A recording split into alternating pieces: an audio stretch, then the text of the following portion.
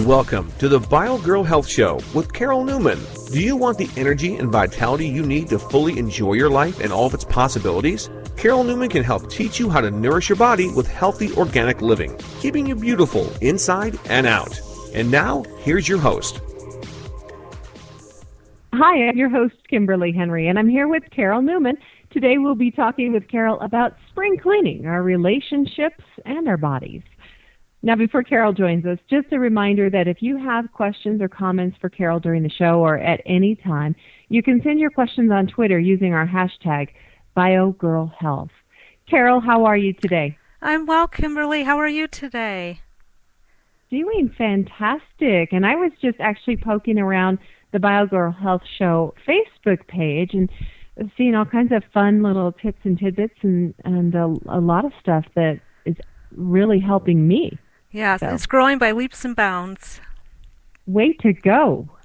Way to go. You know your stuff. And today we're going to talk about some different things. We've talked in the past about the shoes for orphan souls and the spirit of giving.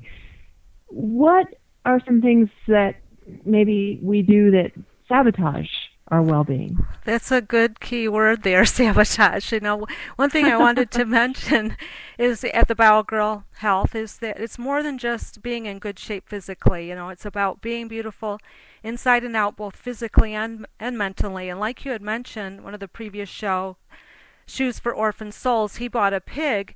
You know, like you said, we talked about the spirit of giving, and it has a positive effect on your feel-good hormones such as oxytocin. And unfortunately, like you were saying, we can sabotage that by being toxic in relationships and so forth, and toxic buildup of the soul. And toxic buildup of the soul can encompass two areas. You may be in a toxic relationship where the other person is toxic, or you may be the one putting out the toxins, and we don't like to admit to that one, you know, when we're the guilty party. You know, our words have the power to heal, build up, or to destroy, tear down. And in the book of Proverbs 21:23 it says, "Whoso keepeth his mouth and his tongue keepeth his soul from troubles." And Proverbs 15:4 says, "A wholesome tongue is a tree of life, but perverseness therein is a breach in the spirit." So those are some good ways to things to think about.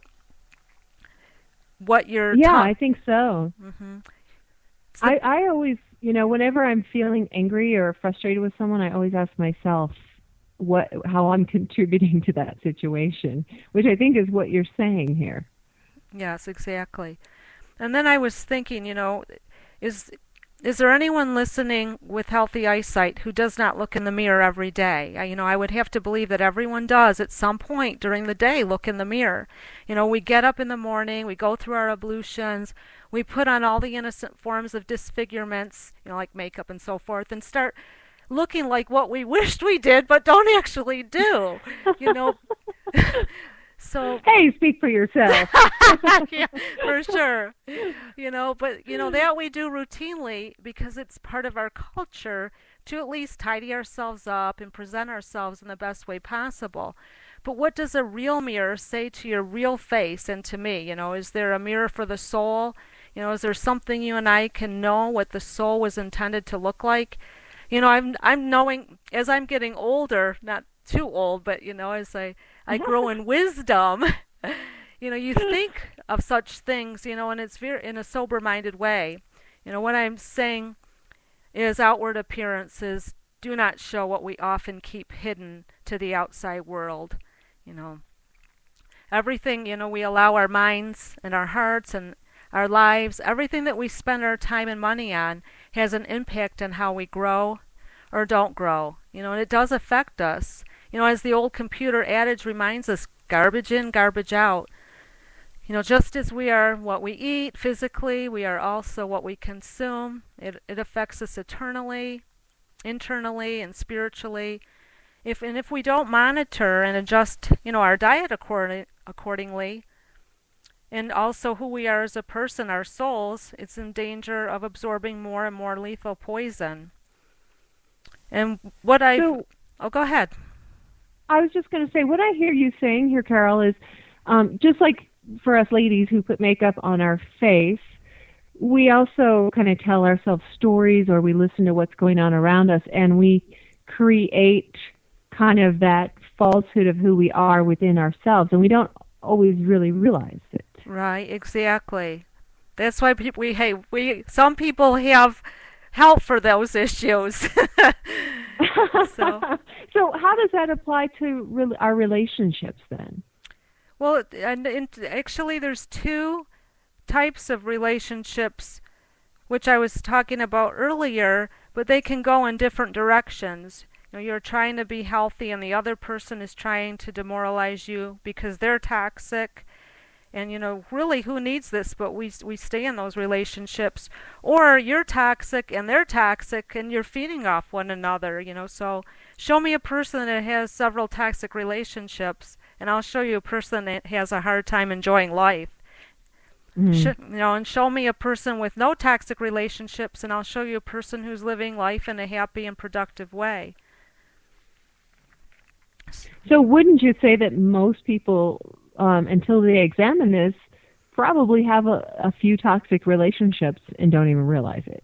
I would have to say so. It's good to examine ourselves, and we have a hard time doing that most of the time, even when we know we're in a toxic relationship. We find it's hard to get out of it, and then you have to consider, are you the one? And do your relationships encourage you to be better, or do they keep you stuck or stagnant? If we care about ourselves and those close to us, we need to evaluate all our relationships. We need to communicate to those how they affect us, how they're affecting us. If they encourage us, we need to let them know. And if they're a weight, we need to let them know also. And if they care about you, a relationship should care, they will try to change. And if they don't care, are offended or demean you for saying such, then they don't value the relationship anyway. So there are many, what I was used to hear this old saying. It says there are many tigers we continue to ride, and we can ride the tiger of toxic relationships.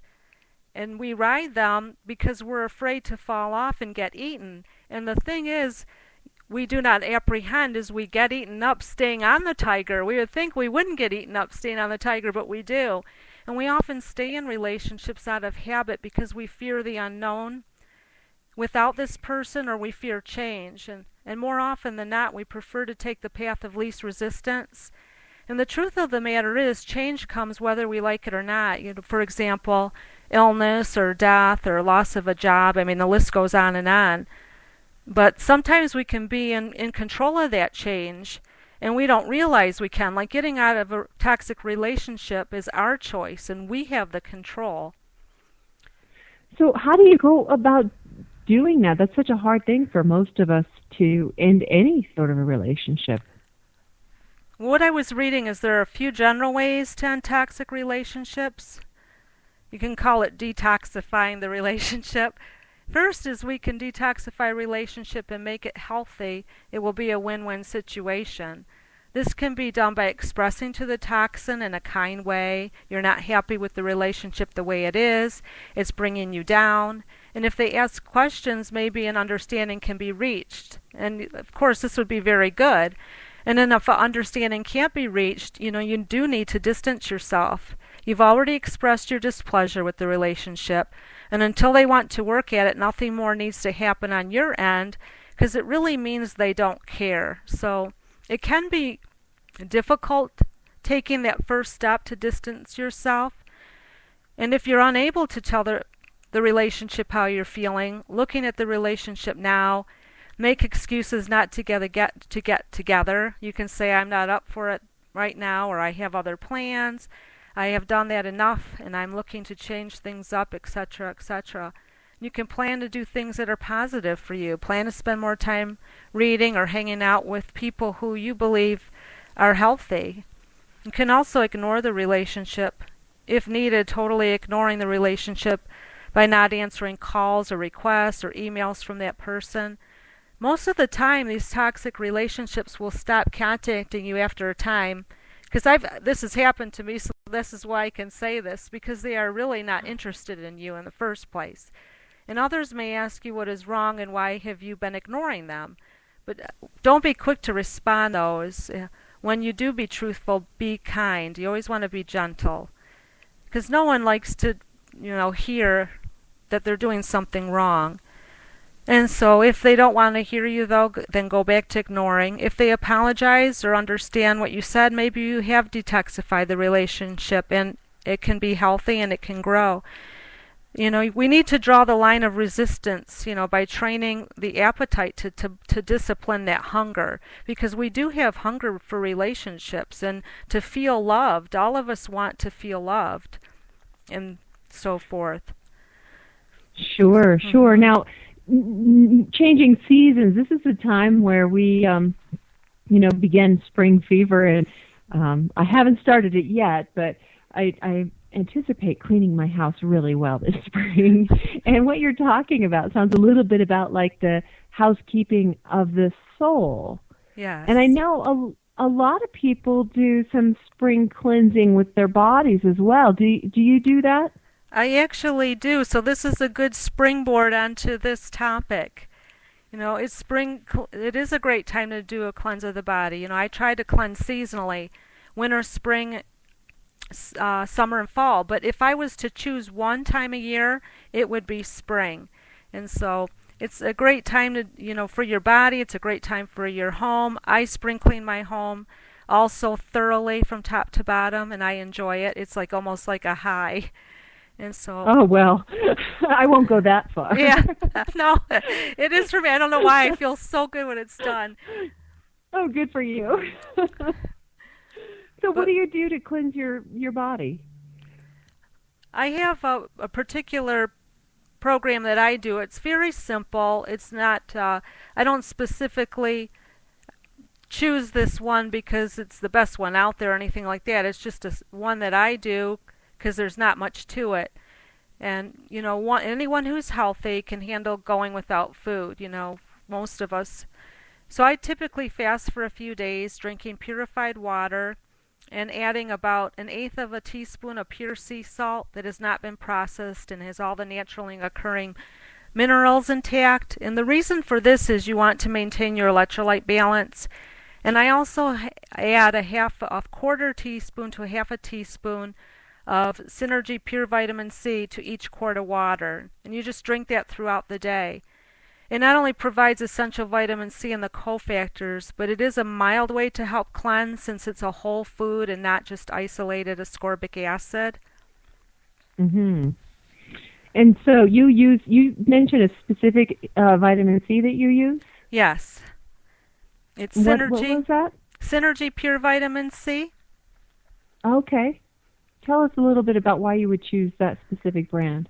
Well, first of all, it's concentrated camu berries. They're wild-crafted in the Amazon, and they're proven to be the world's richest source of vitamin C, and it safely provides you with the many benefits of this essential nutrient.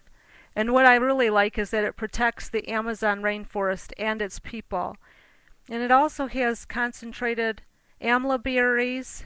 They're wild-crafted in the Himalayan valleys, and they're revered for their regenerative herb in Ayurvedic medicine.